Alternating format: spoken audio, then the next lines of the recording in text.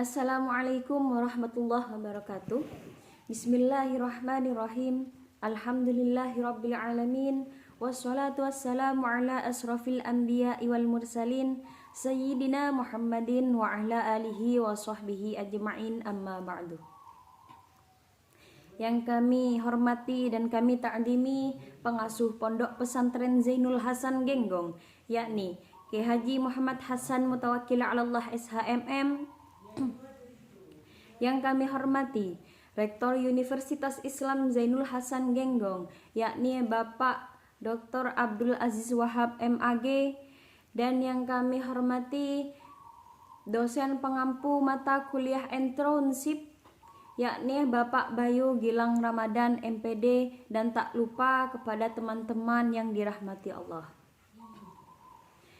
Kami Nila Endani Hayati dari program studi ilmu tasawuf Fakultas Usuluddin dan Humaniora akan mempresentasikan materi kami tentang penjualan kitab,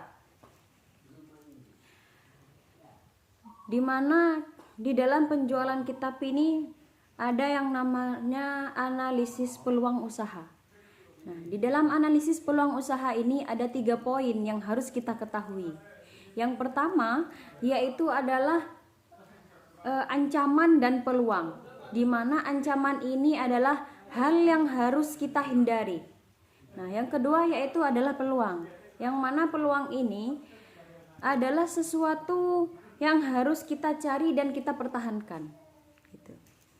Nah, setelah kita mengetahui tentang ancaman dan peluang itu, nah yang kedua yaitu pemetaan peluang, di mana pemetaan peluang ini adalah sesuatu yang harus kita manfaatkan. Sesuatu yang harus kita manfaatkan serta untuk mengetahui seberapa besar potensi usaha yang ada dan berapa lama waktu yang dapat dipertahankan gitu. Terus setelah kita mengetahui pemetaan peluang, yang ketiga yaitu analisis, di mana di dalam analisis ini adalah sesuatu yang harus kita lakukan untuk memeriksa atau menyelidiki suatu peluang dan resiko melalui data untuk mengetahui apa? Mengetahui keadaan yang sebenarnya. Nah, setelah kita tahu 3 poin tadi, saya menemukan setelah kita mengetahui 3 poin tadi, selanjutnya adalah analisis SWOT. Nah, di dalam analisis SWOT ini saya menemukan analisis SWOT. Yang pertama, SWOT itu singkatan ya. Nah, singkatan S itu adalah street, di mana street ini adalah kekuatan kita, kekuatan di dalam penjualan kitab. Nah, yang pertama yaitu kitab atau buku itu bisa bertahan lama. Kenapa kok bisa bertahan lama? Karena kitab dan buku itu adalah merupakan karya ilmiah yang tetap akan dicari oleh ulama-ulama muda. Nah, yang kedua, kitab itu tidak akan pernah ditinggalkan oleh kalangan pesantren. Kenapa? Karena di dalam pesantren itu permintaan penyediaan kitab malah semakin membludak. Kenapa? Karena semakin banyaknya santri, maka semakin banyak pula kitab-kitab yang harus kita sediakan. Lalu yang W itu adalah weakness. Weakness ini adalah kelemahan kitab. Kelemahannya yaitu kitab itu mudah sobek atau bahan baku kertas itu jelek. Jadi kalau sudah bahan bakunya jelek, nah, kemungkinan juga di dalam toko-toko itu tidak bisa menyediakan kitab tersebut gitu. Lalu yang ketiga adalah opportunity. Opportunity itu adalah peluang kita, peluang penjualan kitab.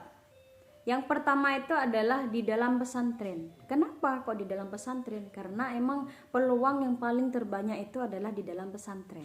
Gitu. Terus yang kedua yaitu peneliti. Nah, peneliti itu membutuhkan kitab-kitab ya, tentunya kitab-kitab terdahulu ataupun sekarang. Terus yang ketiga yaitu ulama muda. Yang keempat intelektual. Nah, yang terakhir yaitu adalah threat. Threat itu adalah ancaman. Nah, seperti yang saya katakan tadi, ancaman itu hal yang harus kita hindari. Ancamannya adalah banyaknya toko-toko kitab sehingga persaingan itu semakin ketat. Terus yang kedua yaitu kemajuan teknologi. Yang ketiga yaitu tersedianya kitab-kitab digital yang memungkinkan orang itu tidak mau membeli kitab gitu kan. Sekarang sudah banyak ya kitab-kitab yang sudah kita bisa download gitu ya. Jadi itu ancaman juga bagi penjualan kitab. Karena kenapa? Karena bisa memungkinkan orang itu tidak mau membeli kitab. Lalu yang keempat, terakhir ya, itu adalah hukum agama itu bisa dicari di Google.